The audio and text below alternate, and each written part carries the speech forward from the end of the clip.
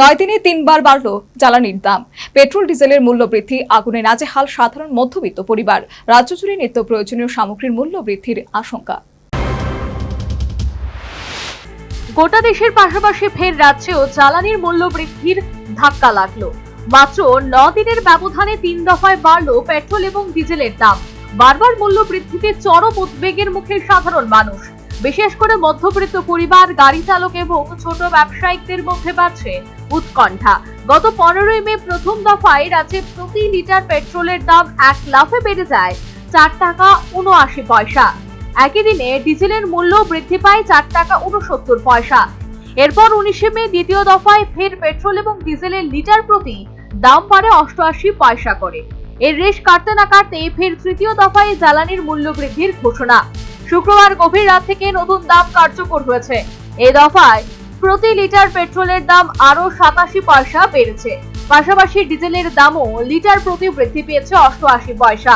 নতুন মূল্য অনুযায়ী শনিবার রাজ্যে প্রতি লিটার পেট্রোলের দাম দাঁড়িয়েছে 102 টাকা 29 পয়সা। অন্যদিকে ডিজেলের দাম হয়েছে 90 টাকা 20 পয়সা। এমনটা জানালেন রাজধানী আগরতলার একটি পেট্রোল পাম্পের জনৈক কর্তৃপক্ষ। আজকে তো পেট্রোলে বাড়ছে 87 পয়সা, ডিজেলে 88 পয়সা। বাইরে এখন পেট্রোল হচ্ছে 102 টাকা 29 পয়সা, আর ডিজেল হচ্ছে 90 টাকা 20 পয়সা।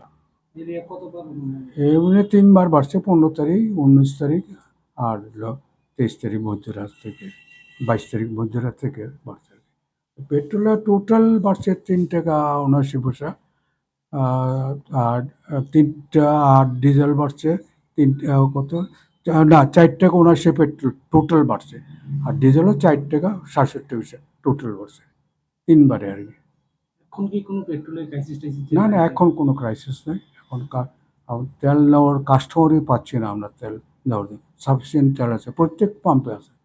2 দিন 3 দিন ছিল এরকম, এখন বর্তমানে কিছু নেই। আজ 4 দিন ধরে কোনো ক্রাইই নেই।